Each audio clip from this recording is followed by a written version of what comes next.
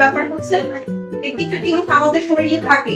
আমি জেনেটিক্স এর কারণে আমি হয়তো আমার হাইট এরকম, আমার বডি টেক্সচার এরকম, আমার কালার এরকম, আমার হেয়ার কালার ব্ল্যাক।